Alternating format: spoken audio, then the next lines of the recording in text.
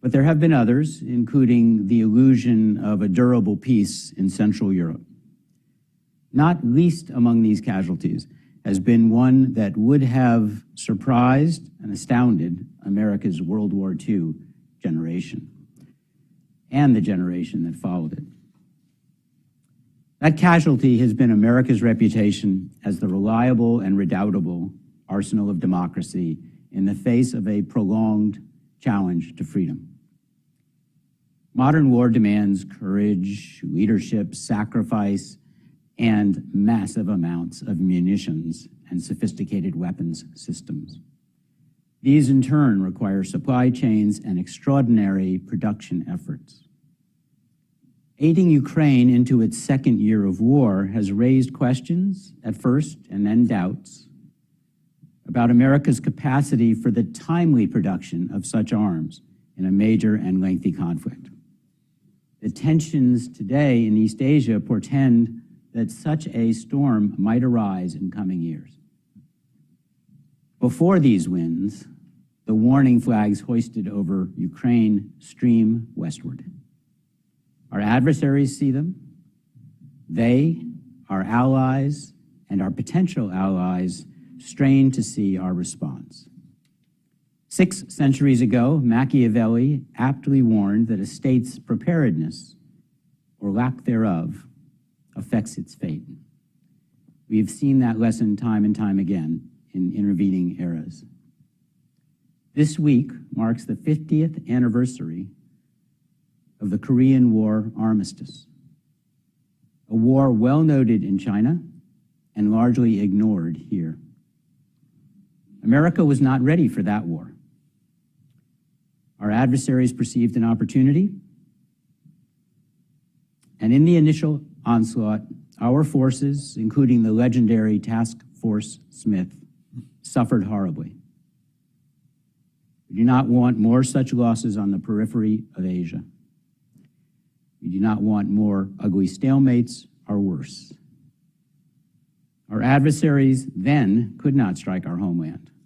Our adversaries in the coming era will be able to.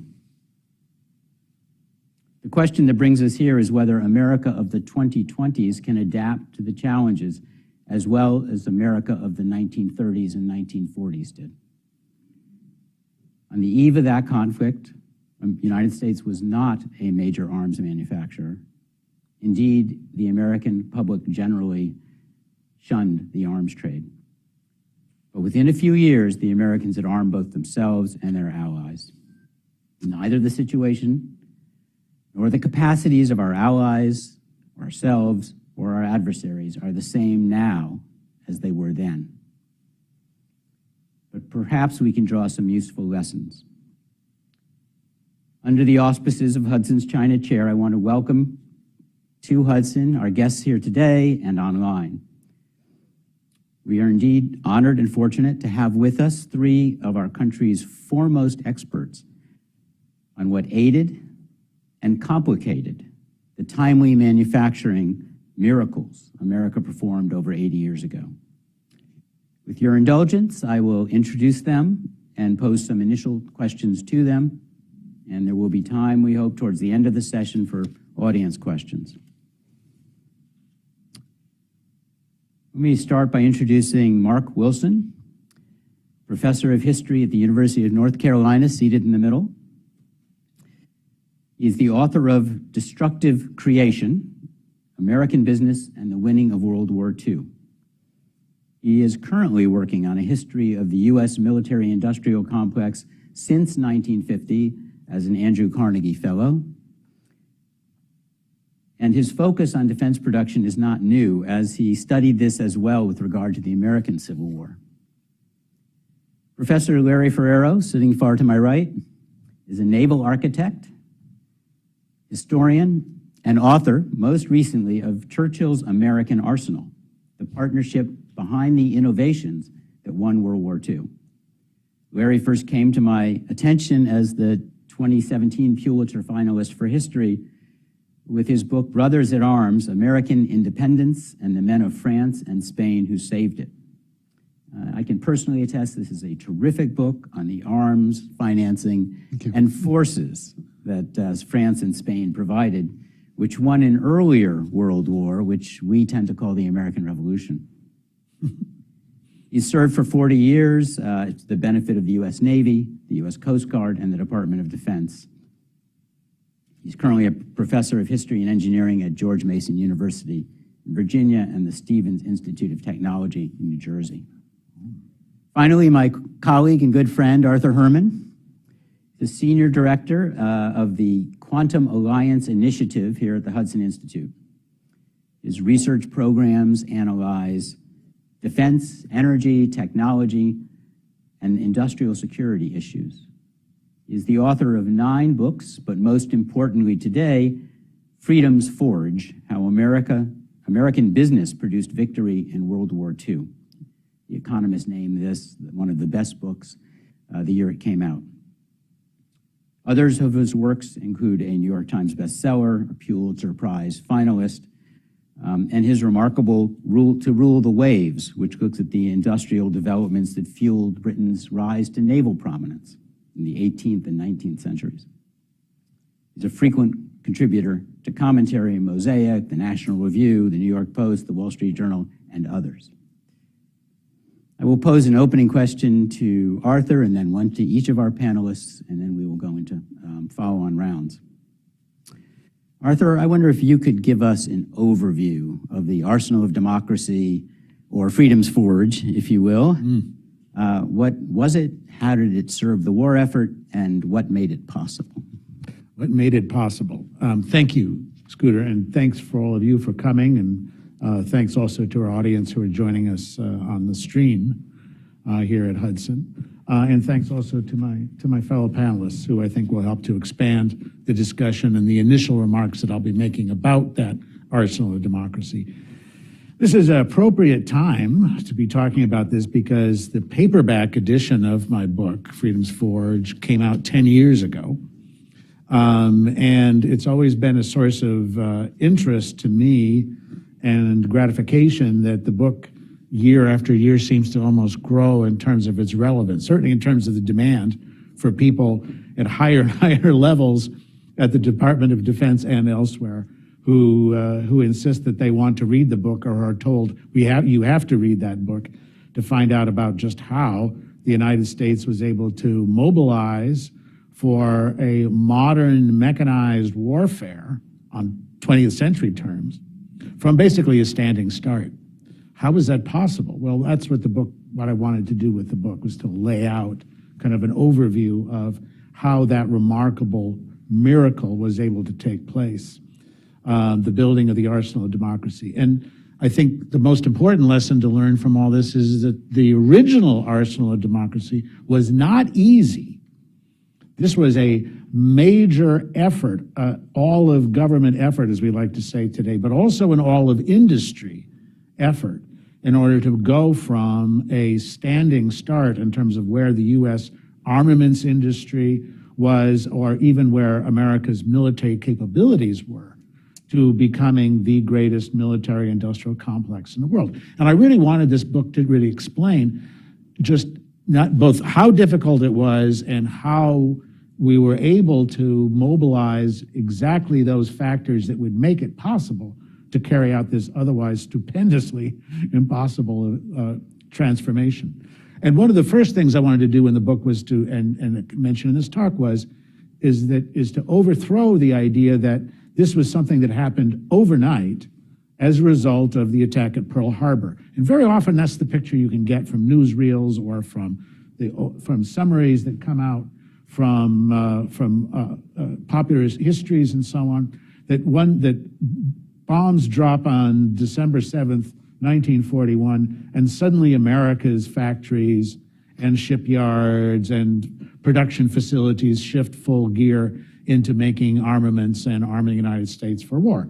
What I showed in the book was that, in fact, the mobilization effort began a year and a half before that, in the summer of 1940, when President Roosevelt realized that the impending collapse of France under the Nazi blitzkrieg assault could also mean the fall of Britain, That seemed more than a likely possibility, and that the fall of Britain would now bring the possibility of Nazi influence and control of the Atlantic, thanks to control over the Royal Navy. That this was going to be an unacceptable situation in which to face. And when Roosevelt interviewed then Army Chief of Staff George Marshall about what would happen if we found ourselves under attack from Hitler, and Marshall told him, well, actually, right now, this is summer of 1940, mind you, right now, if Hitler were to land 7 divisions on our eastern seaboard, there would be nothing we could do to stop him. That basically he could roll all the way to the middle of the country, and we would have no forces, no ways of interfering with that. It's that conversation and others that gets Roosevelt then thinking about how do we mobilize in order to face that possibility. How do we take a U.S. Army, which is at the time number 19 in the world in terms of its size, and bring it to be able to fight a modern mechanized warfare on the terms in which Germany and Britain are now fighting it today. And the way in which he did it, as I explain in the book, is that he did it by turning to private industry. And in particular, one of the key figures in the book, General Motors CEO Bill Knudsen, and to ask him how we in the world are going to be able to do this. We have the greatest industrial plant in the world here in the United States, but it's been devoted to producing consumer goods and a range of other finished materials. Certainly not to producing weapons. Those are being made in a handful of government arsenals. They're being made with a handful of companies that service the very minimal needs of our military services, the Navy Department and War Department. What are we going to do? And what Knudsen did was to give Roosevelt a proposition. He said, if you give me 18 months, and give me the team that I need from industry and leading figures in industry, I will have more war material than pouring out than you'll be able to work with. Give me 18 months. That will be the requirement. And what I describe in the book is how that was done. First, from ordering new machine tools, from redesigning industrial plants, building new plants, handing over military plans and equipment designs to major corporations. Knudsen was very, very insistent that the biggest American industrial corporations, the ones with the largest numbers of engineers, would be the ones that would be most adept at shifting to producing wartime equipment from producing civilian industrial goods. 18 months, and of course, as it happens, that 18 months turned out to be just about on target. And it's 18 months from June of 1940 to the bombs dropping at Pearl Harbor in December of 1941. The point is that the United States was already in production, wartime production, first to arm its ally, or its soon-to-be ally, Great Britain. That was the first step of war readiness, but then also to arm itself, not just to fight a war in Europe against the Nazis, but also to fight a war in the Pacific against Japan when the bombs dropped. And the output was unbelievable. When you think about where we started and what happened here, we're talking about an output of over 350,000 warplanes from the summer of 1940 to the end of the war, right, in August 1945. 345,000 combat aircraft.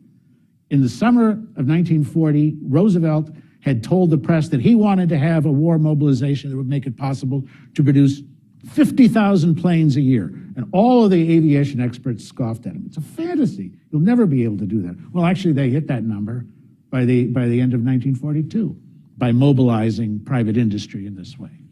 1,100 warships of all sizes and types, including 141 aircraft carriers. By 1944, American shipyards were producing 8 aircraft carriers a month. At the end of next month, I'll be talking in New Orleans to an event hosted by Huntington Ingalls, who are the big shipbuilders, as you know, for the Navy and so on. When I give them that figure, 8 aircraft carriers a month, their heads are going to explode.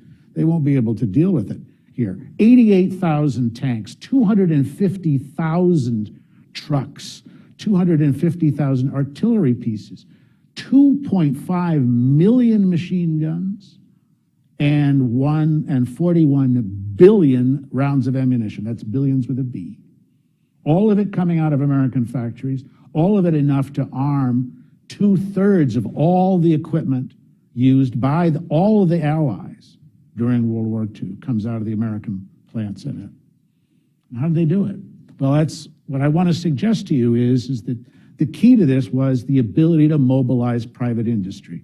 Roosevelt, the New Dealer, the inveterate enemy of American business as a presidential candidate and as a exponent of the New Deal, realized that this was one in which he had to put aside politics and embrace this capacity of American industrial production to produce unheard of, unprecedented amounts of material that would go with it here. Turning loose the private industry that would go with it. Look, industry, commercial industry, business is about making things happen. I'm going into like the metaphysics of a defense industrial base, okay? It's about making things happen. That's how you build a business. That's how you build an industry. That's how you run a plant, right? The same is true for warfighters. Warfighters, their whole mission is about making things happen when they're called into action, when push comes to shove. The role of government and bureaucrats, and I mean corporate bureaucrats too, is about making sure things don't happen. That's their job. And when they're confronted sometimes by that energy that comes from private industry or that comes from the warfighters, give us what we need, we're in desperate straits, we need something right now, they tend to be a little put off by that energy and drive. Their effort is to slow things down, make sure everything works properly. And that's a good thing. That's part of the role of government, making sure things don't happen. In World War II, that was part of what Roosevelt and the administration was doing, making sure that something didn't happen, namely that Britain lost the war. That was the real impetus for the building of the industrial mobilization before the United States was involved in the war. But the key then to a defense industrial base, and I get asked this question all the time.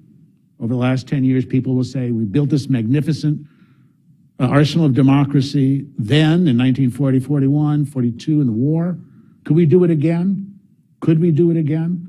And what I have to say is always is that it depends. It depends on whether we're able to put together the drive and energy and innovation of private industry and bring it together with the energy and drive of warfighters, of those who are going to need and use it. And the role of government in making sure that that intersection takes place in ways that doesn't dissipate or lose out on that kind of an energy. The other thing, and this is my last remark, the other thing I will mention here is the other important thing about this is when I ask the question about could we do it again, and my answer has always been, because I'm an optimist, my answer has always been yes, we can, but we can't do it alone again. The world has changed. The world has changed in terms of where our industrial production and manufacturing base is today versus where it was in 1940 and 1941. That's a very obvious difference. It's declined a great deal. The other difference is that in 1940, 41, 42, we didn't have to worry about global supply chains. Everything we needed to mobilize for defense industrial production was right here in the United States with a handful of exotic materials that were required, but which came from places like in Latin America where U.S. states already had strong links and connections here. That's not the case today. And so when people ask me, could we do it again? I can say, yes, we can, including with the most advanced technology and systems coming, but we can't do it alone. We're going to have to find ways in which to build the strong alliances that'll make that sort of industrial miracle happen again in the face of the challenge that lies ahead. Thank you, Arthur, for that introduction. Let's turn to Professor Wilson. Arthur mentioned the leadership of the executive branch and the military jumping in to get this going. But surely there was a greater U.S. government role as we went forward. Some funds had to be appropriated. Some departments had to work with them. I wonder if you could talk about the broader U.S. government contributions in order to get this private sector work going. Great, thank you. Am I mic'd here? I want to start by thanking Miles and Scooter for guiding our discussion today. Thank you. Thanks to Shane, Larry, and others at Hudson for putting this event together. Thanks to Arthur and Larry for including me in the conversation, and thanks to the audience for being here. I'm going to try to talk for about 7 minutes, and forgive me, I'll occasionally read from my paper. And I'm going to start by reading a few lines from the conclusion to my book, Destructive Creation, which was published 7 years ago. Does the record of the industrial mobilization for World War II, I asked in the conclusion, offer any significant lessons for policymakers in the 21st century? One lesson I suggested was that, quote, difficult challenges can be managed successfully with creative approaches, combining contracting with robust regulation and targeted public enterprise and investment.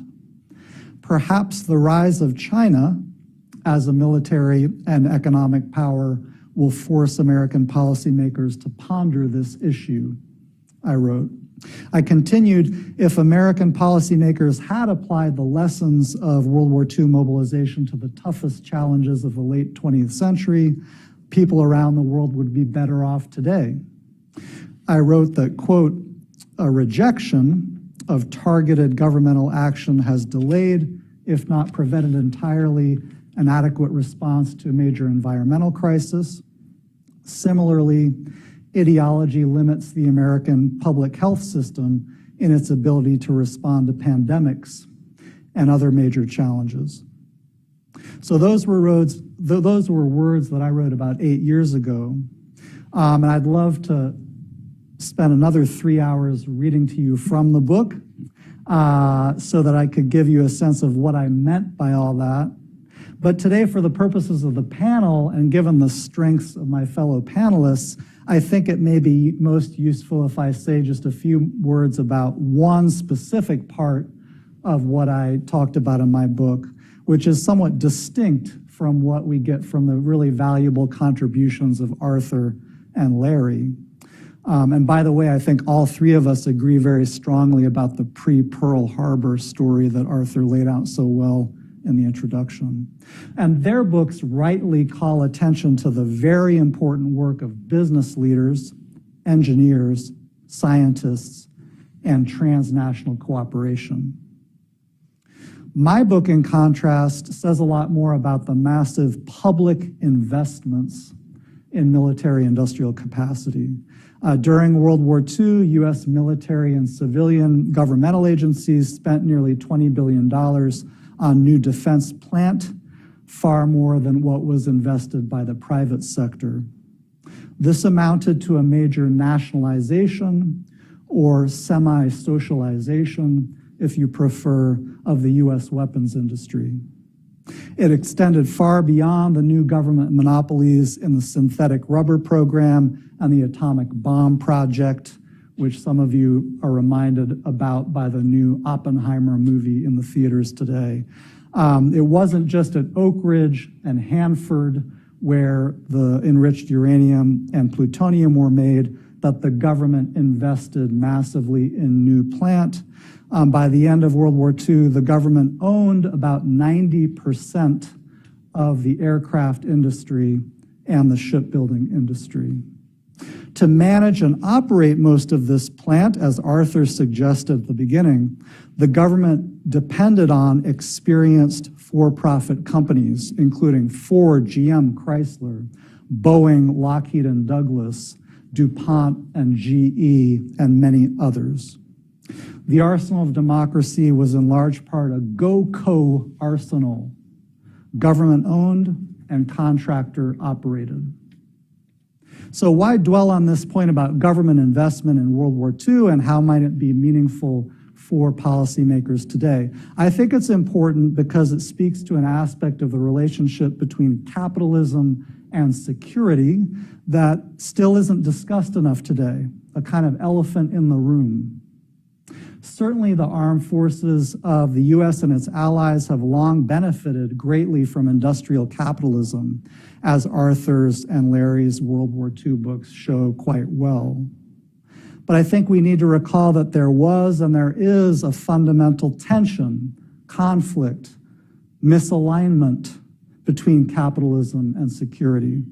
Capitalism chases higher returns, which are often not easy to find in the business of creating the public goods of national and global security.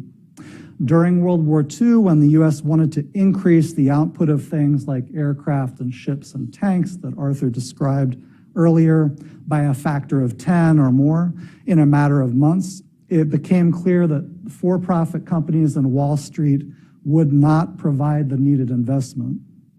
So the government stepped in. In the 1950s, the private sector started to invest some more in military industrial capacity, but at the same time, the government continued to buy new defense plant. So during both World War II and into the Cold War, the United States, in some sense, worked around the fundamental problem of the misalignment of capitalism and security by maintaining a semi-socialized defense industrial base. Today's defense industrial base, as you know, relies more heavily on private capabilities and private investment. Since the early Cold War, the Pentagon, Congress, and contractors have developed a new kind of defense industry in which public investment and public capacities have diminished, while contractor discretion and private investment are more important. This transformation, which was driven by a combination of pragmatism and ideology, has provided some welcome cost savings and other conveniences. But as events of the past few years and months seem to suggest, as Scooter was hinting at the beginning, this more privatized arsenal seems to suffer from supply chain fragilities and insufficient reserves and stockpiles. So, to wrap up, the main central question I wanted to raise for our conversation this afternoon is this: might it be the case that the U.S. has moved too far away from the high levels of public investment and in-house capabilities that characterize the defense sector of the mid-20th century?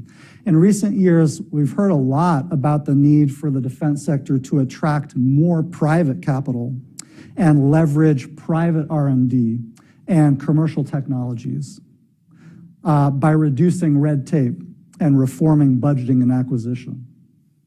These conversations are important. But in this rhetoric that dominates most of today's discussions, we hear comparatively little about the basic problem of the ways in which capitalism and security can exist in conflict or be misaligned. So I propose that some of the relevant World War II history suggests that the structure and capabilities of today's U.S. defense sector may be massively suboptimal. And that's in part because we've forgotten that to get the kind of military and security that we want, we as the public need to be willing to invest in it. So thanks for listening. I'm going to stop for now, but I hope we can talk more about this in the Q&A, and I look forward to your questions. Thank you, Professor. Professor Ferreiro, let me turn to you. Arthur has teed up the issue of the Allied contributions to the war effort in World War II, and that was the focus of your book. So I wonder if you could talk some about the nature of that contribution and how some of it manifested itself. Okay, thank you. And I have some slides to assist me here. Again, thank you very much, Scooter. And if you open my book, you will see that there are many references in Churchill's American Arsenal to the works by Arthur and Mark, and I'm very pleased to be able to thank them personally for all the contributions to the understanding that came with their research, their scholarship, and certainly helped me greatly.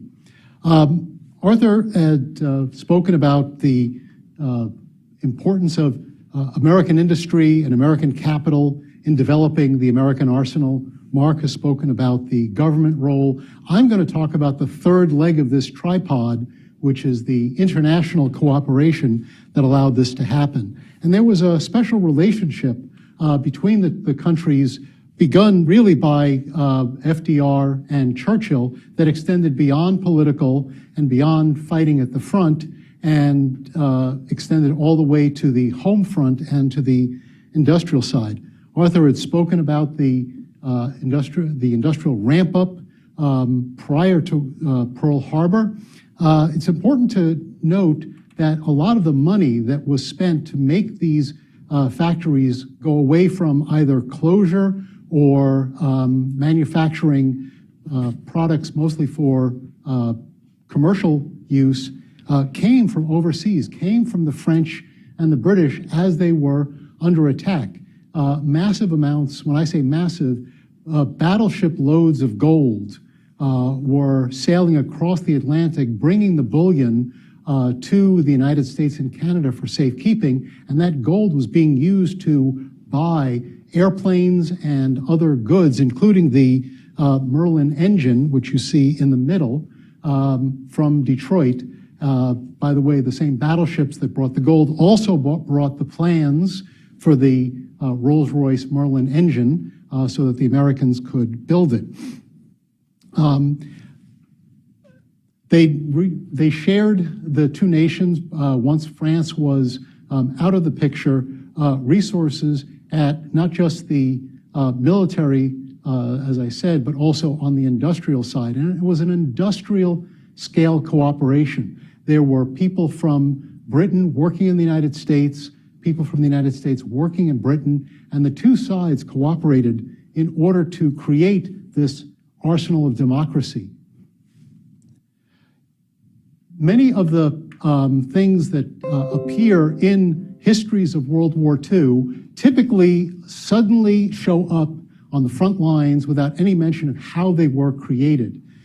The Liberty ship, the P-51 Mustang, the decrypting of the Enigma machines, tanks, landing ships, weapons. All of these were actually developed originally in Britain and brought to the United States, and with cooperative engineering and manufacturing built in the United States at industrial scale. Many people think of the P-51 Mustang as the iconic American fighter, except it was built with British money to British specifications by a German-American engineer with help from a British aerodynamicist, and was powered by a British engine. So it was very much a cooperative effort. The Sherman tank involved a lot of British engineering. The same was true for the Liberty ship. The same was true for the landing ship tank. And this was for a very good reason. Britain had been thinking about fighting in a war for a decade, had actually been fighting for 2 years. They brought a level of expertise and knowledge and battle experience that the Americans simply did not have. When we talk about that ramp up from almost nothing to 60 miles an hour, and then 100 miles an hour, and then 200 miles an hour in the space of just a few months, it was because we benefited and adopted and adapted the experience from overseas and were able to incorporate it into our building programs. But Knudsen and the other leaders were only able to build what were already on the drawing boards. This was a fight against an enemy that was technologically, technically, and scientifically extremely capable.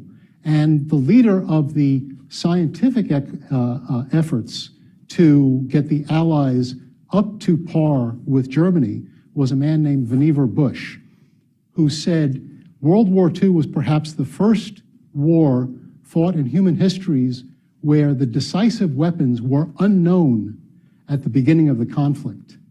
And if you look at the things that were developed cooperatively between Britain and the United States and a couple of other allies. I don't want to exclude Canada, incredibly important ally. It's just that Canada and Australia happen to have been part of the British Empire at the time. So please use the word Britain to be all-inclusive. Well, I haven't actually seen Oppenheimer yet. That's on my to-see list. But the trailer did not show anything to do with the fact that the atomic bomb started as a British project. The very first atomic bomb program was authorized by Churchill. The knowledge of the atomic bomb, the basic physics of the atomic bomb, came from Britain to the United States, and the British scientists in the Manhattan Project played leading roles. They were front and center in the development of the atomic bomb. They were also front and center of the development of airborne radar, the Tizard mission, which was on a previous slide. British scientists came to the United States with Churchill's authorization to open up the crown jewel box of the inventions that Britain had been working on for a decade, including airborne radar and the cavity magnetron. And all of you know about the cavity magnetron because if you heated something up in your microwave oven this morning, it's powered by a cavity magnetron. That's what allowed radar to become this device that went from just being on the ground to being in the air. Anti-radar countermeasures, chaff, the proximity fuse, which Patton described as winning the Battle of the Bulge, all based on, that one was based on radar technology. And even penicillin. Many of you have heard the story of Alexander Fleming finding the mold penicillin in a petri dish. Well, it took a British scientist coming hat in hand to the Americans asking, how can I make this petri dish mold into something that can be produced at industrial scale? And of course, the Americans stepped up to the plate, specifically the beer and whiskey industry, because it's yeast, it's fermented, and the same methods that were being used to make beer and whiskey became the processing plants for penicillin. And that was how the Americans and the British were able to, side by side, develop these systems and weapons and inventions that had not existed and collectively won the war. So what does that mean for today? Well, the good news is that my associated university, George Mason University, happened to have just come out with a report called A Build Allied Approach to American Security. I had nothing to do with this, but it came at a fortuitous time. Arthur said it very well. We can't do this alone. We have allies with whom we work with and can probably work with even closer today. Just to take some of the most obvious things in terms of developing allied, producing allied, and sustaining allied. The American, Australian, UK pact recently for submarine production, but many other things. We have other potential allied powers. If we think about China and the Pacific, there are other Pacific nations that we work with now, but we can certainly work with much closer. France is a Pacific nation, Japan, Korea. And finally, because we're talking about wanting to expand the way we develop, produce, and sustain, the idea that cooperative programs should be focused more on cost savings has to be thought about as maybe taking second place. If you talk to any supply chain manager today, the shift is from just in time to just in case. And that's how we should be thinking about the way we work with our allies, less about cost savings and more about robustness and reliability and just in case scenarios. Thank you for your time, and I think this is a good opportunity to go to questions. So with your permission. Thank you, Professor. As a scuba diver, I'm wondering if any of those battleships loaded with gold sank No, they didn't. It was a fairly small, for a battleship, which I used to work on as a ship designer, they carry several thousands, tens of thousands of tons of ammunition. So they were able to take a few hundred tons of gold and not break a proverbial sweat. Not one waiting for you at the bottom. Sorry on that. Sorry to be so Off the Atlantic. transparent about it. Nope. So, Arthur, you and Professor Ferreiro have highlighted the importance of an allied contribution, but that raises issues of industrial security in an era of considerable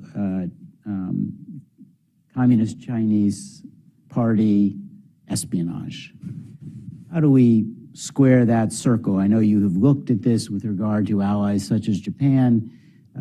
It's clearly going to be a challenge for people who have, the golden nuggets of their secret technologies, which they hold close to their breast. So, right, and then you also have the issue of IP and protecting intellectual property, particularly for companies, commercial companies whose very existence depends on having exclusive access to their industrial property. And as Mark has talked about in his book, this was a ongoing battle during the building of the first arsenal of democracy as well. On the one hand, and I highlight this in the book, there's this effort to sort of pool resources, including IP, among companies that were rivals and competitors, for example, the automobile industry, and that was at the broad level, the large level. But of course, at other levels, it's like companies, we surrendered our IP. When do we get it back? When do we get to resume our exclusive access to the inventions or to the plans that we alone have devised here? So that's another one of the factors with it. Look, when we're talking about this issue of how we go about working with our other allied, particularly democratic allied countries, who have the high-tech expertise and who are already in many cases working on the very same high-tech arsenals that our Department of Defense and our defense companies are working on, hypersonics being a classic example, but and unmanned systems being another.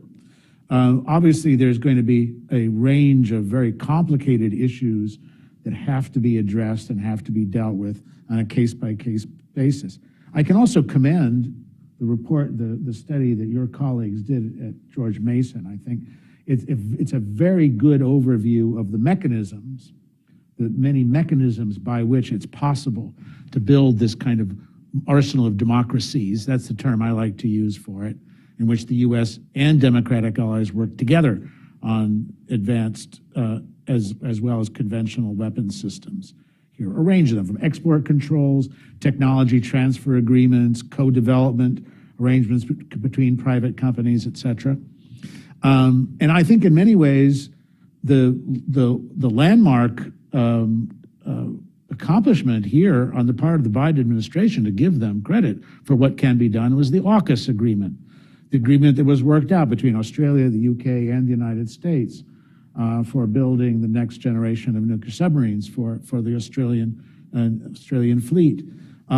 What's interesting about that agreement, too, is that it goes beyond the usual arrangements, which tend to be bilateral for these kinds of arrangements, co-production, co-development arrangements, to one that it's a trilateral arrangement. And that's the kind of direction I think we want to move, is go beyond bilateralism between the U.S. and Japan, U.S. and France, U.S. and UK, U.S. and South Korea, to increase the number of players and those who are involved in it, and those who are bringing their input and their productivity, as well as their innovation, to the problems and issues you're dealing with. But the question of industrial security is one then that really needs to be raised. In the case of AUKUS, it wasn't really an issue. There was a fundamental trust that both the Australians and the UK had in place an industrial security system to protect data and to protect intellectual property, though different from that of the United States, that was at least equivalent to it. With some of our other democratic allies, that's more of a reach. And that becomes one of the factors that has to be overcome. It's not a permanent obstacle, but it is a speed bump in terms of developing an arsenal of democracies that would have to be addressed. But not always, not in every case. When looking for a trilateral or even a quadrilateral agreement, let's say between the United States, Japan, the UK, and India, there are ways in which to divide up the labor involved, the production and development of such systems, in which there could be appropriate levels of industrial security that each player in the arrangement can meet. It's by no means an insoluble problem, but it's one that's going to complicate this issue. It's not one that existed in the case of the arsenal of democracy the first time around. The level of industrial espionage conducted by the Germans and the Japanese tended to be at I'll say ludicrous level by comparison to what the United States would face during the Cold War, or what they face today in dealing with China or Russia for that matter here. So obviously it's a matter of concern. It's one that has to be addressed in major ways with certain types of systems going forward, but it's not a dead end by any means in terms of technology transfer and co-production, co-development arrangements. Well, yes, I want to take a point you just brought up and provide a gentle coda. There was definitely a mistrust between the Allies at the beginning of the war, before the United States entered into the war. Britain and the United States were not in a special relationship. They were in a unique relationship, but they would call it anything but special. And specifically, the British were very worried about revealing to the Americans their crown jewels, the things that they had been developing, radar and the aircraft, because they didn't know what America might do with it. And the Americans were very worried about revealing our trade secrets to a nation that, I think, Arthur, you said this very well, we were not certain if Britain would even exist after France fell. So there was mistrust on both sides. And it took the direct action of Churchill specifically with FDR to break that deadlock, to say, yes, there's mistrust, but we are going to make this work. And it needed that higher authority to insist that whatever problems there were had to be solved before that logjam could be broken up. And I think the same is true today. We certainly worry about transfer of technology. We certainly have many impediments to being able to work directly with our allies. That report Arthur just mentioned, that I mentioned by George Mason, lists some of those impediments. I wrote them down, so I didn't have to memorize them.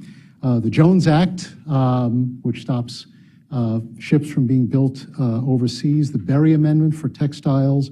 Buy America Acts, which really is sort of in the face of security arrangements that we want to make, but also export controls.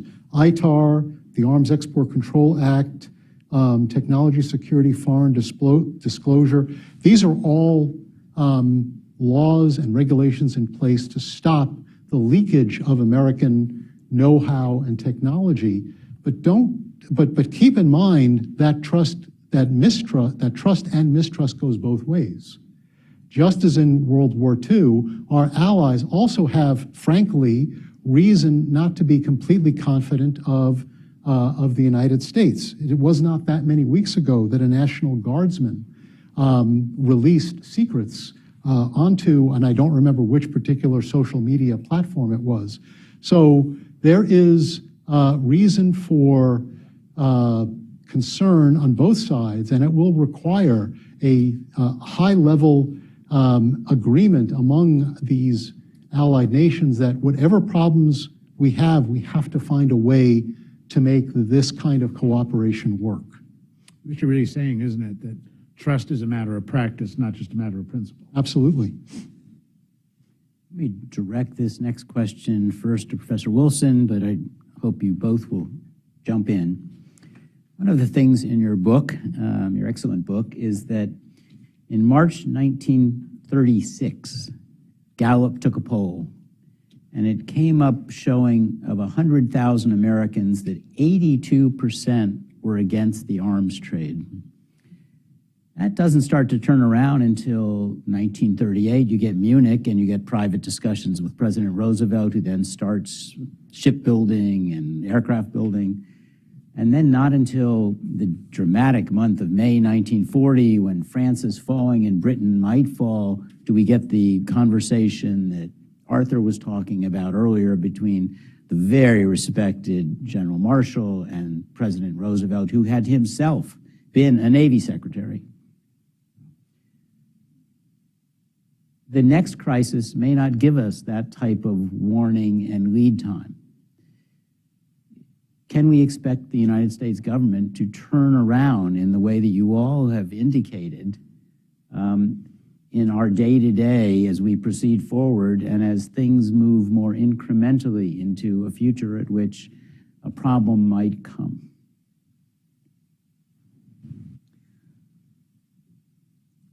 So tough question. I think, one of the things I want to steer away from today is trying to pretend I'm an expert on present day supply chains, but I think there is actually, I don't think we've talked about this too much yet. I think one interesting question is whether we've already turned a corner to some extent in American politics and public policy in the last few years, a kind of bipartisan turning toward more concern with the security of supply chains, building allied, and so forth. It seems to me as a historian of the United States, there's some ways in which, there are indicators that the kind of political consensus and even, political elites have kind of moved away from the neoliberal preferences that characterized a lot of the last half century. So I think it's an interesting moment in which I don't think that we're in a 1936 situation anymore, if you will, right? There's kind of more interest in doing some of this. I mean, one thing, I'll just follow up on the remarks I had earlier. On the other hand, I think the part of what I was trying to suggest is that there has been over several decades a lot of inattention to a lot of the things that we're concerned about today.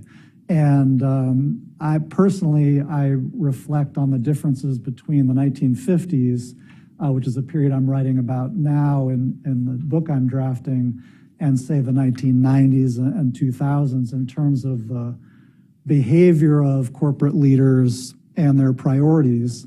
In 1956, the president of Boeing, Bill Allen, came to Washington and gave this kind of bold statement about how Boeing deserved more profits because they were doing good stuff with their profits. They were reinvesting most of their profits in both military and civilian high-tech R&D and developing incredible new products. In the last 30, 40 years, the truth is a lot of our top defense contractors have been just sending all their profits back to shareholders, right, via dividends and stock buybacks. And so it's a pretty big generational shift. And I would say, Congress, the Pentagon, and industry have kind of fallen short by historical standards over the past generation. I think, but as I said before, I think there is a sense of maybe turning away from that. I'd be curious what the others have to say. It's an interesting point. If you want to get a flavor of what it was like being in Washington, D.C. before the arsenal of democracy got started, this goes to your point. Great place to start are the diaries of George Spangenberg.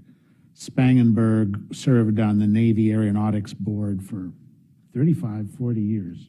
I mean, the first Navy aircraft he worked on was the Grumman Wildcat, the F-3F, Wildcat. The last one he worked on was the F-14 Tomcat. That's a career.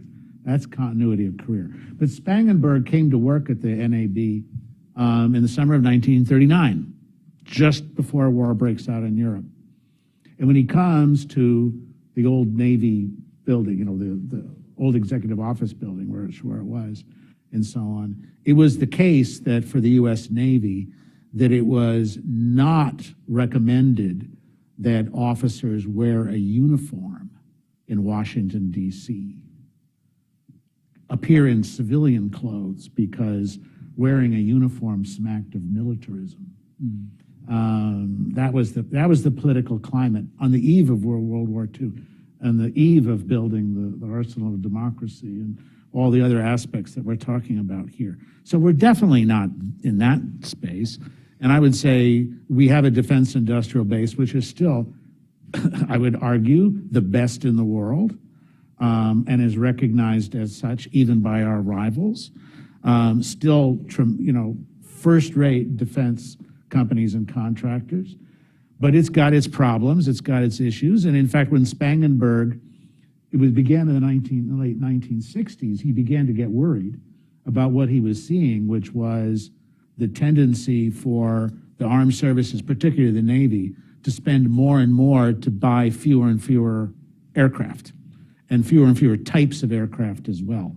And that the contrast between World War II and the early years of the Cold War, in which you had multiple versions of a plane to accomplish missions, the element of redundancy. If you can't fly one, then you can fly the other. And that as the cost went up, the time to develop and produce grew longer and longer. So already by the late 60s, he was beginning to concerned about where this defense industrial base was going and where it was headed. And that's, of course, one of the problems that we have today, is that you have systems, very complex systems, that the military has come to depend upon, which are overloaded with requirements for all the services. That raises costs and that makes production run fewer and fewer.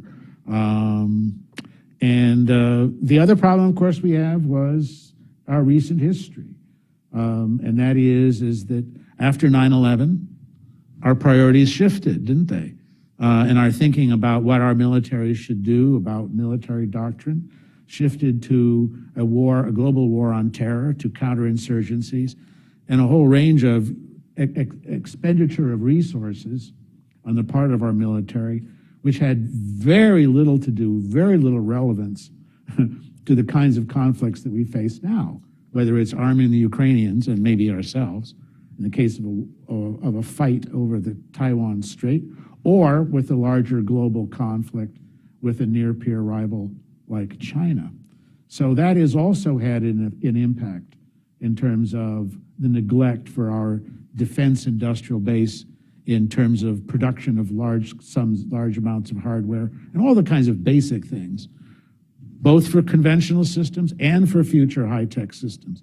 High-tech systems demand manufacturing, And this is one of the other illusions that came up, I think, over the last decade or so too, which is that the world of high-tech systems would all be software-based. And would all it was going to be required was all algorithms. And the more sophisticated we got about designing our algorithms, or about how we conducted our cyber operations, then we didn't have to worry about actually what was manufactured or where.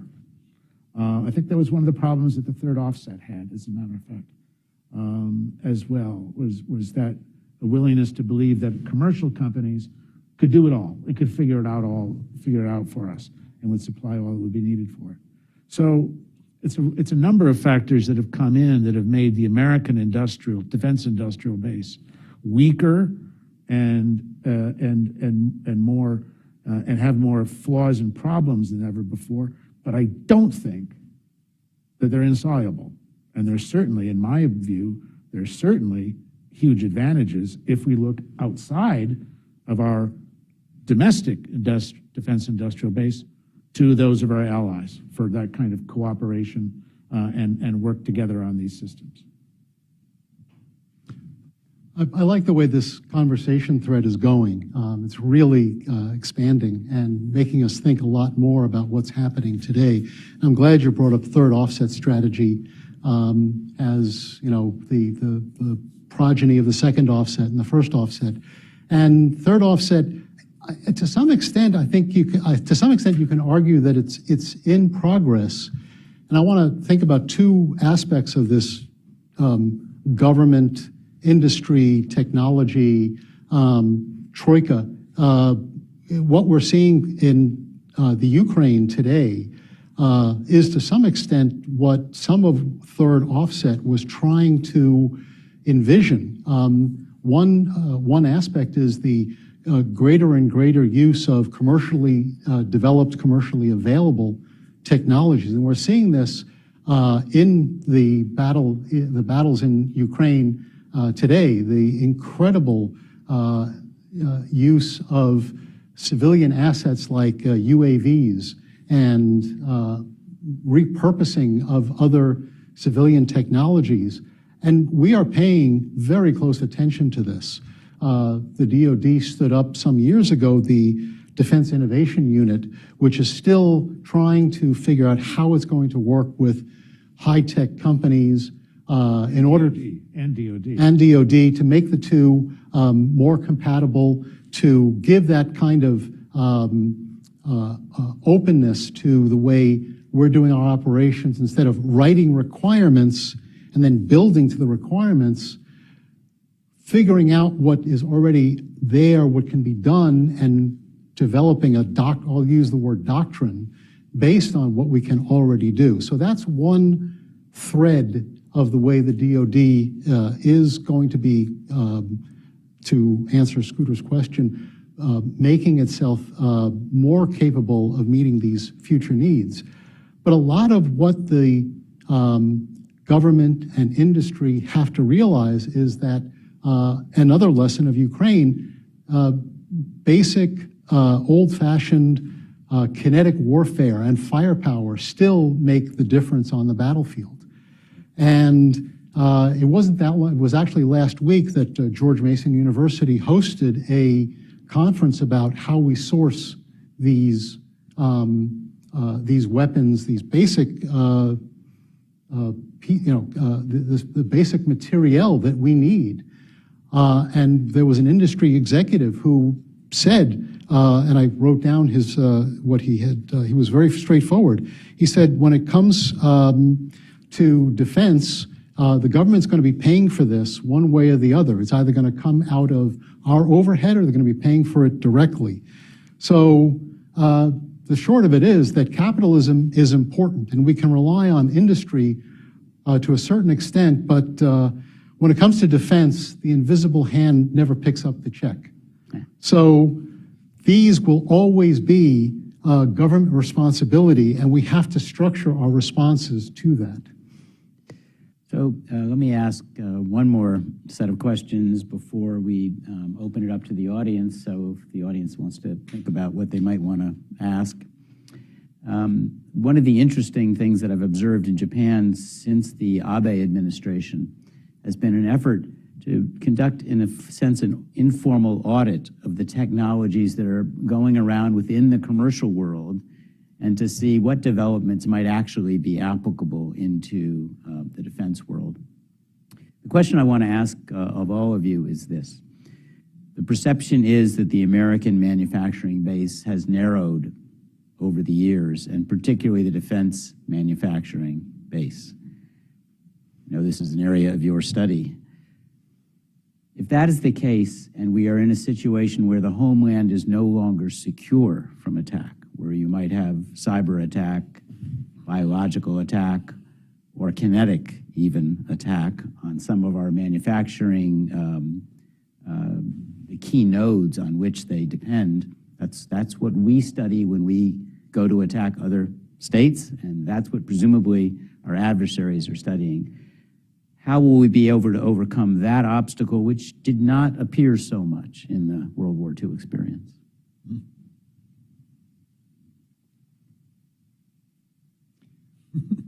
Redundancy. That is the anathema of industry.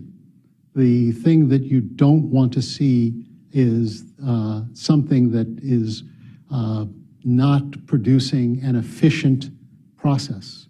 And this, in a way, gets back to something I said about supply chain, but to some extent applies also to our, and I'll say defense manufacturing to include research, development, testing, fielding, sustainment.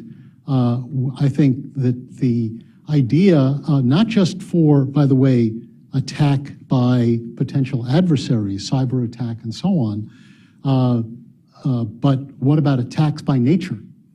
Because just to take medicine, a Pfizer plant was hit, was it a week ago? It was a tornado.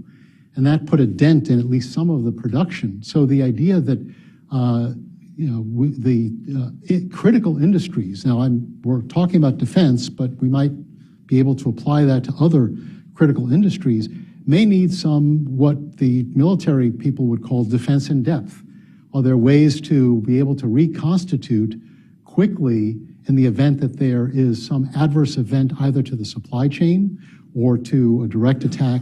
So if we're talking about environment, and one of my colleagues actually mentioned this in the George Mason University meeting, if you want supply chain redundancy, you may not want two plants in the same tornado alley or same earthquake zone, but you may want them geographically separated. Well, what can we do to think about how to get that kind of reliability? If we are thinking about in-theater operations, do we want some capabilities that are more forward, if we want to think about the Indo-Pacific region of conflict, which would include our allies in Asia, Australia, et cetera, that could not be as vulnerable to especially supply chain disruption. So I think this first idea of redundancy should be considered, again, not because it's going to get you more efficient, and yes, you're probably going to be looking at some increased costs. The question is that going to save you an unacceptable downside? Larry mentions redundancy. I'll mention cybersecurity. That is, I think, the first line of defense. And that's the first and the easiest by which a competitor like China or Russia or North Korea, for that matter, would be able to disrupt and play havoc with a defense industrial base as well as our defense establishment. And so that's a very good reason why having the strongest possible cybersecurity standards, both for companies and also for government, becomes a fundamental part of protecting against the sort of attack that you're envisioning and that you're the scenario that you were put in place. Now, myself, I would speak therefore for the degree of quantum cryptography and post-quantum cryptography as being an additional layer of that cybersecurity protection. But look, let's put it in stark terms, shall we? What you're talking about in World War II is we didn't get strategically bombed. Our plants weren't subject to 4,000, 5,000 bomber raids like Germany's plants in the Ruhr were, and their large-scale synthetic fuel and their infrastructure, night after night, day after day. We didn't face that, our industrial base. Would we face a ballistic missile attack? That would be perhaps a less likely scenario than, let's say, an electromagnetic pulse. The possibility of EMP, which I think was dismissed as a fantasy just a few years ago in terms of discussion, now suddenly looks more and more, I think we've become to realize EMP could be a highly disruptive physical attack on infrastructure that could do damage in protracted periods of time that needs to be thought about and protected against. One of those protections being redundancy, number one, making sure that your power networks have a backup, a plan B, in the case of such a massive physical disruption of what takes place. So I think your point is extremely on target about where the United States needs to be and where the our pride that we take in that first arsenal of democracy in our defense industrial plant here doesn't slide over into complacency about the physical threats as well as cyber threats that it could face from a determined opponent. On target, no pun intended. No, it probably was, but anyway. Questions from the audience? Sir, there's a microphone coming your way. During World War II, somebody like Kaiser Industries could throw up a manufacturing plant, PDQ. It did not take a 15-year lead-in to build the things that we build now. Is it possible to set up redundancy in any sort of reasonable time frame, or are we talking 2050? Whether government owned or whether privately owned? Well, I'll just say, as the audience and my co-panelists know probably better than I do, there's a lot of interest, of course, in moving faster today. And Congress in the last few years has tried to create new authorities to make that possible, to get stuff done in a matter of months instead of years. And I think we still don't quite, in my opinion, we still don't quite know how well that's working out. But there's a lot of interest and action in Congress and the Pentagon on that right now. Well, one question I have, because I don't know the answer, is how long did it take the Tesla company to throw up its gigafactory for batteries? In Texas, I believe. I don't know where in Texas. It was not very long, and it is already producing many tens of thousands of whatever a battery unit is in a very short amount of time. So industry has shown that it can do that. I also want to throw out an important potential, and that's the existing arsenals of the U.S. Government, specifically the military. Certainly during the major conflicts, Korean War, Vietnam, et cetera, there were arsenals that, like not too far from here, a place called Indian Head, whose primary focus is on what's politely called energetics, which means things that go boom or go blast, but they had to set up very quickly second and third production lines for rockets and boosters and other things that supplemented the private production. And that had to be done, and it was done very quickly. So certainly on the private side, industry side, as well as on the government side, there is a history of being able to ramp up quickly. But it required, obviously, the very quick investment and the top-down determination that this is going to happen to make it so. So I think the answer to your question is, yes, it can. But there has to be that political will, and I'm using political with a small p, because even in a company, there has to be a direct political drive to get something done and make it happen. Question in the back, please.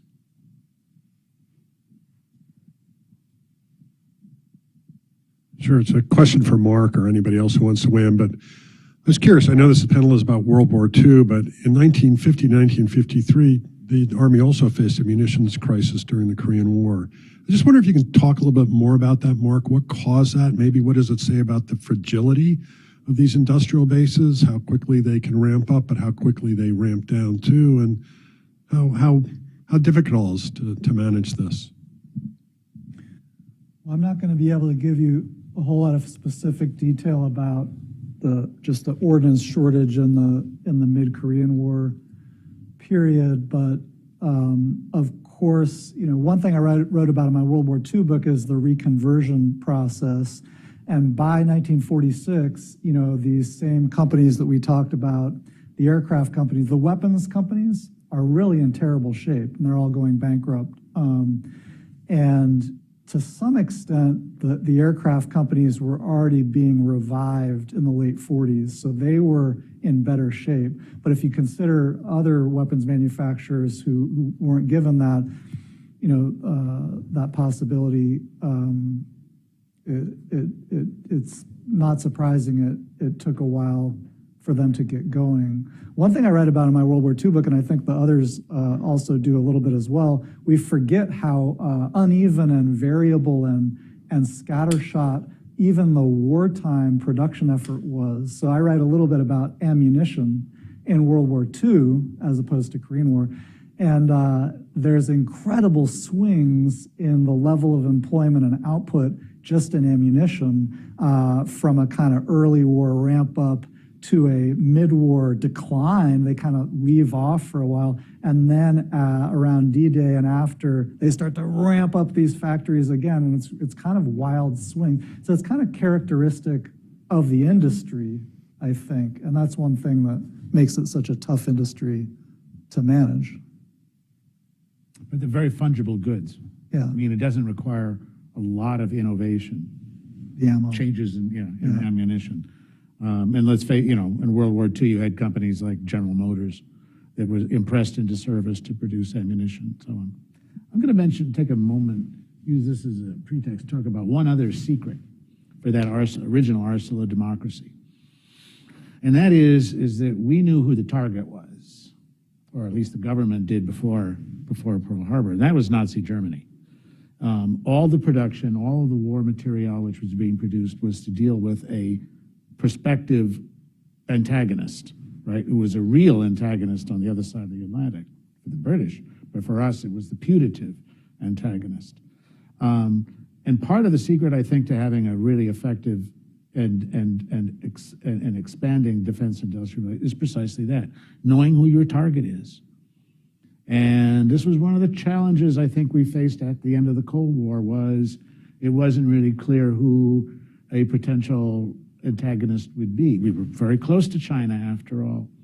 And so you had a lot of emphasis in terms of defense technology and capability, a lot of focus on capabilities as opposed to who would we be fighting against that would require certain kinds of material or certain types of systems that went with it. It was also one of the problems, I think, too, with a little bit with the third offset that Bob Work and Frank Kendall had. Again, it was capabilities-based. We've got all this great high-tech, know-how and new technologies. Let's build the new technologies and find out how they would apply as opposed to this is what we need to be done, and this is how much time you've got to do it. When you have that kind of direction, this is the target, this is how much we need, and this is when we need it, go find a way to do it. That's one of the secrets that you begin to, again, go back to my point about releasing the energy, the drive and the innovation that private industry can bring to a defense industrial base. It's a very good point. Even after the Cold War ended, for some years thereafter, maybe to today, we had built our forces for the Central Front in Europe, and our airplanes lacked the legs, the wings, to get far enough for the Asian theater, and that remains an issue. A legacy of the Cold War. Any other questions from the audience? Not, Shane?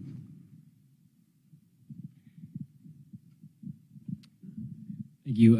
Shane Larrie with the Hudson Institute China Center. I just want to ask, this panel is focused on where we are in terms of our defense industrial base and where we were and our allies were. I wonder if anyone on the panel could speak a little bit about where our adversaries are today, particularly Russia and China, and how that might compare to Japan and Germany.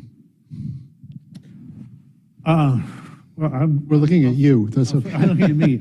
I'll field that question because I've been doing a fair amount of work on that with regard to both the Russian and Chinese industrial bases. And during the writing of Freedom's Forge, I looked at, again, for comparative purposes, the German industrial base as well during World War II. And I think in all three cases, you see some of the advantages, but also disadvantages of a top-down approach to defense industrial base. and how that functions and how that works. I'll mention the Chinese in particular, because that is very much of a top-down system that they have built. The way in which the defense industrial base goes is there's every 5 years, there's a evaluation, review, sort of where they're going and what's taking place here. But every evaluation of the Chinese industrial base, which first of all has no limit of the money. I mean, that's one of the key advantages that it has is whatever you want, we'll spend it.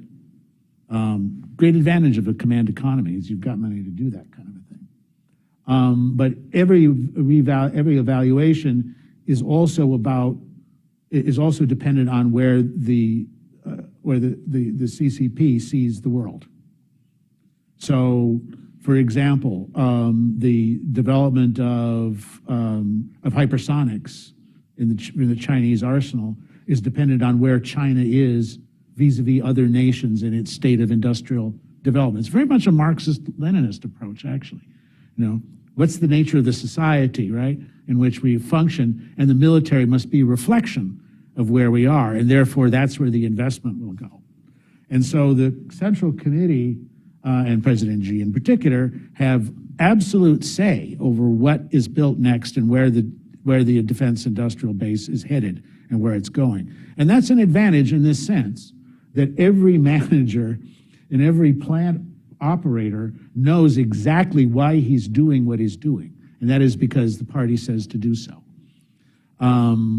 So you don't have for example, inter-service rivalry. I mean, you do to a certain degree, but it's muted by the fact that everybody has to follow the big plan, which is laid out and set out every 5 years in the direction with it.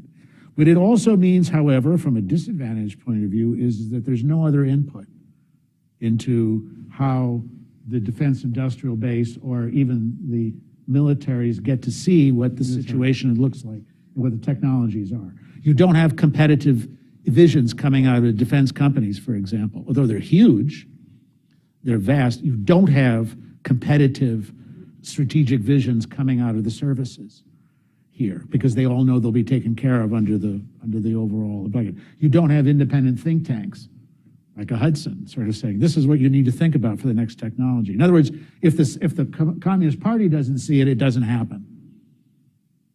The Russian case, you have an industrial base which is on the point of collapse.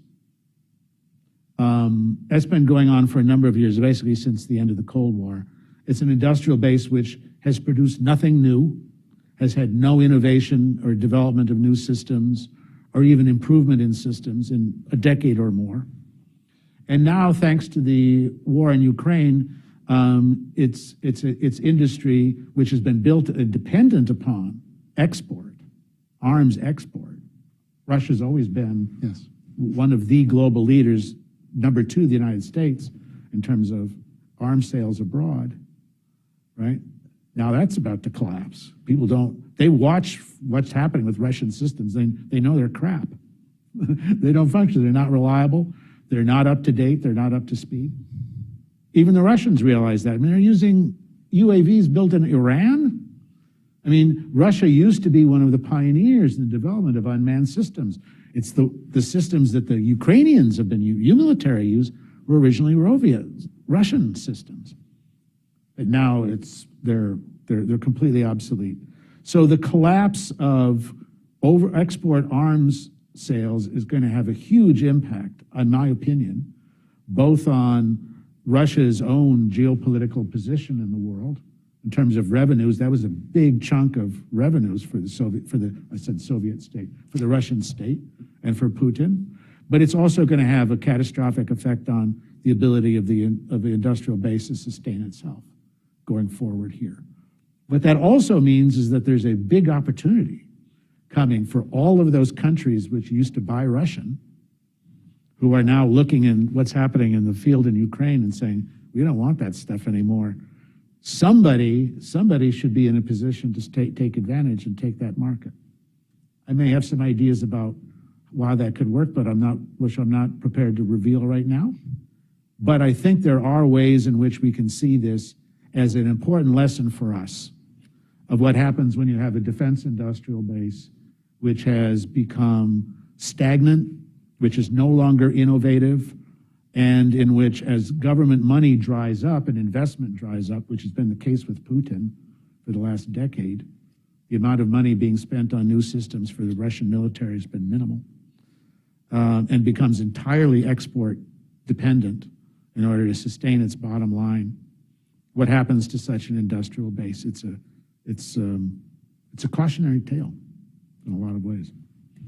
Let me offer my panelists a chance for a last word, if you have one, and if not, I can have the pleasure of, rare pleasure, of quoting Douglas MacArthur to Arthur Herman, who wrote a biography on Douglas MacArthur, and also refer back to the comment about the Korean War. In 1950, at the start of the Korean War, MacArthur commented, and Arthur, you're not allowed to correct me, that dictatorships have the advantage early in a war of unified direction and thinking. Democracies usually enter ineptly, but they do have the greater ability to correct themselves along the way. Well, one of the things we've been talking about today is, can we correct ourselves before a war starts and get ourselves organized for the coming challenge from China? So we thank the Hudson China Center for taking care of this and allowing this to proceed. And we thank the audience for coming, both live and those who will see it on video. Thank you very much, and a round of applause for our panelists.